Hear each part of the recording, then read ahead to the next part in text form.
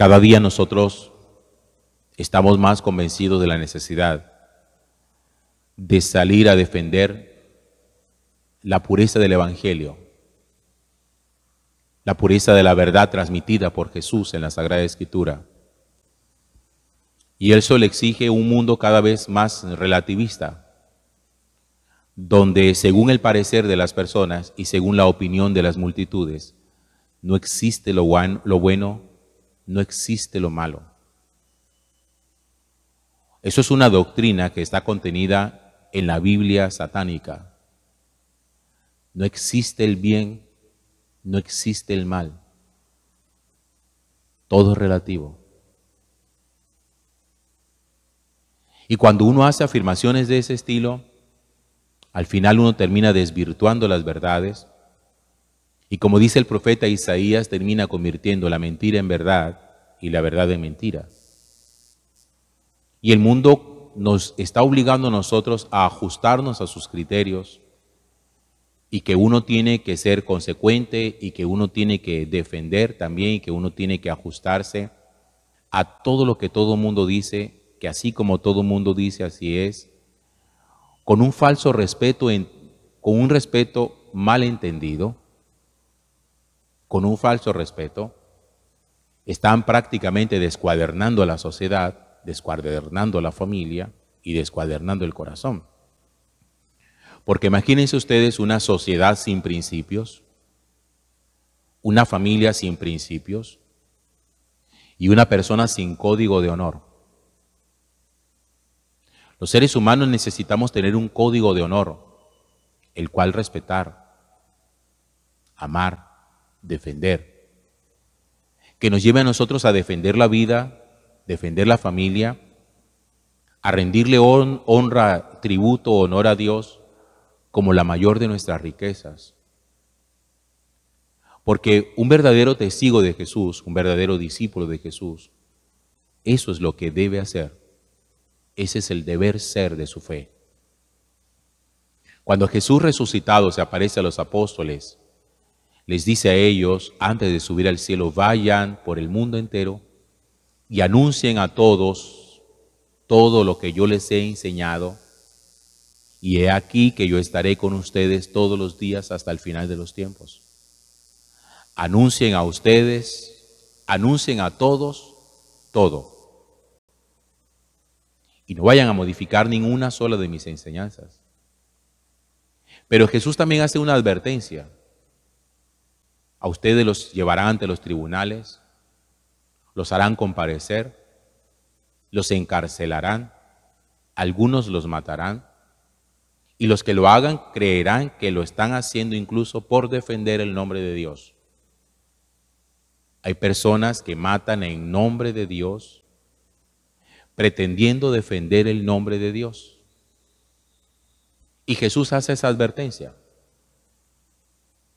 Yo he tratado de seguir un poco a través de los medios de comunicación, un poquito como el estado de la noticia de este general de la policía, que fue director hasta hace unos pocos días, y que finalmente Sanabria, y que finalmente fue destituido por el presidente.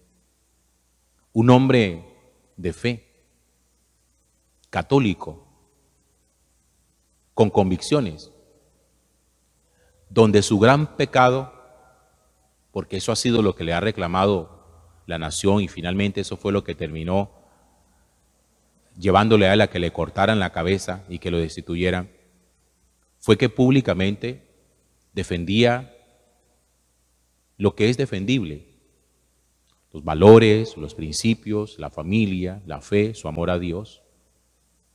Y era un hombre que decía, cuando lo entrevistaban, que él entendía que el combate que tenía como general de la República no era solamente un combate de carácter físico contra los delincuentes, sino que también era un carácter espiritual, era un combate de carácter espiritual. Y a él eso se lo reclamaban.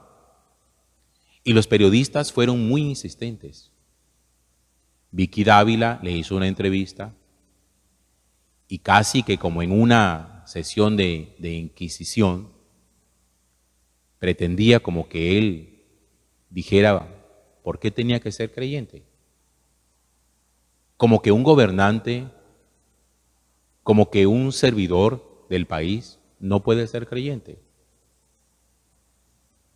Yo no lo vi a él en ninguna de las manifestaciones o de las acciones policivas sacando una cruz para combatir la delincuencia. Él simplemente es un hombre de fe convencido.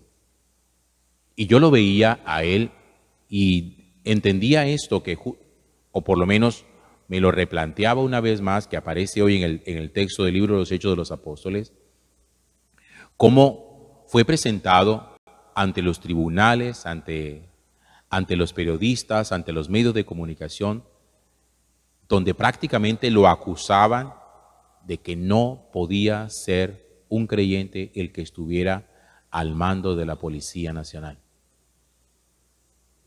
Y eso le costó el puesto. Y Jesús ya lo había advertido. Ustedes serán mis testigos y tendrán que dar testimonio de mi fe, pero ustedes no se preocupen, porque cuando ustedes les pregunten cosas, vendrá el Espíritu Santo y les inspirará para refutar a todos sus contradictores. Yo voy a estar con ustedes, no se preocupen.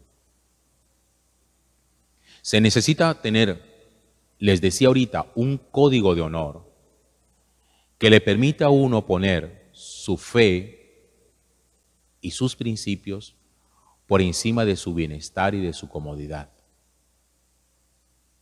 Él podía perfectamente haberse quedado callado. Y cuando le hacían preguntas de ese estilo, no volver a decir más nada. Podía saltarse la pregunta y decir, pregúntenme sobre otra cosa, pregúntenme sobre los resultados que puedo estar dando en la policía, sobre la eficacia de mi gestión. Pero las preguntas que a él le hacían no era sobre la eficacia de su gestión, era sobre su fe. Y ahí era donde querían justamente atacarlo, en su fe.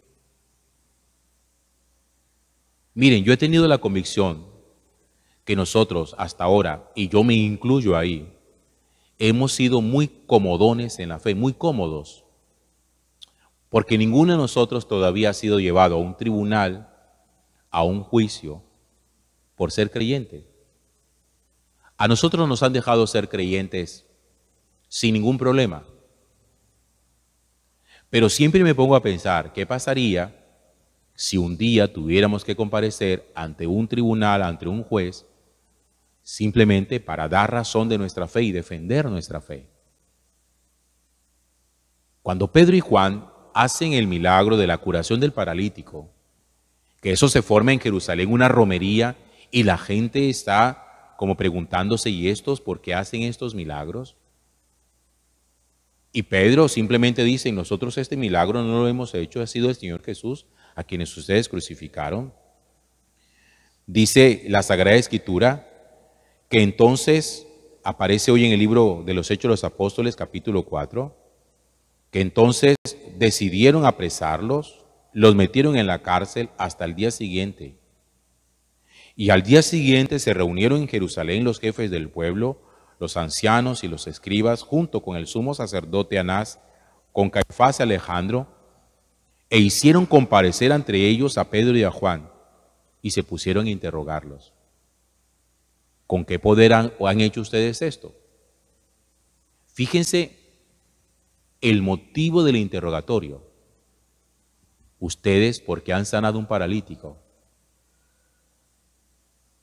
Es que no los estaban acusando de un delito.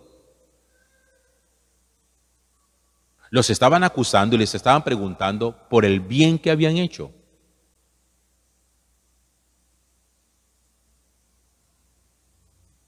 Seguramente alguno de ustedes habrá visto en algún momento Sábados Felices. Ustedes saben que se acaba de morir hace 3 días el chiquitín que salía con Don Gediondo.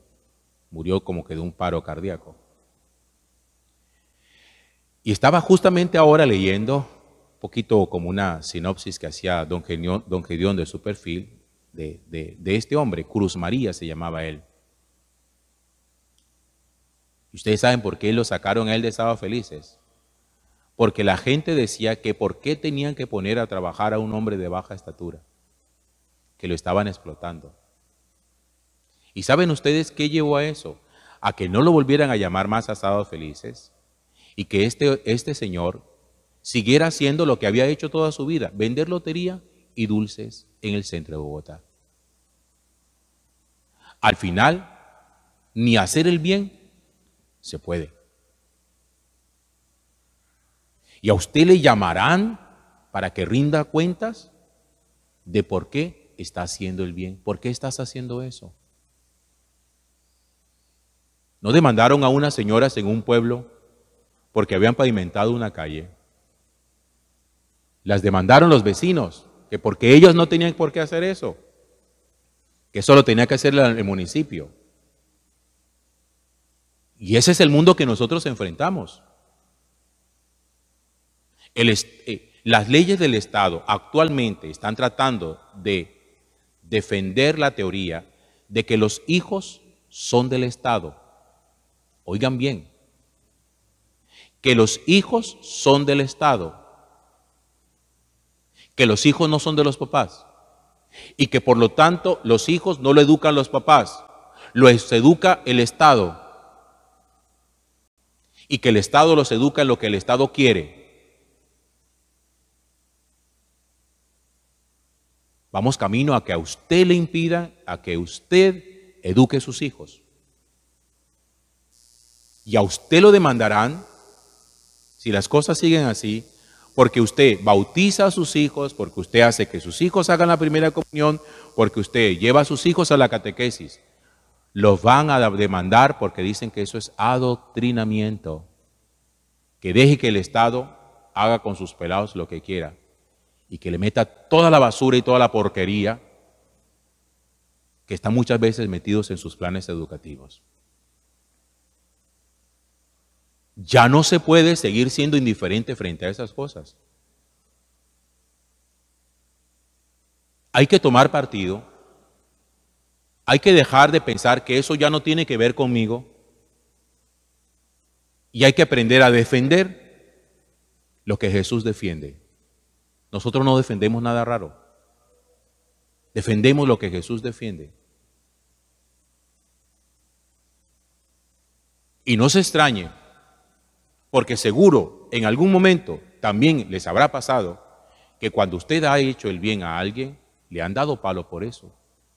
Y usted seguramente dice, pero ¿por qué tienen que ser así si yo lo único que he pretendido es hacer el bien? Pues agárrese que a la gente le dan palo porque hace el bien. A Pedro y a Juan los llevaron ante el tribunal para interrogarlos y los metieron preso porque habían sanado un paralítico. Y allá tenían que dar testimonio de su fe.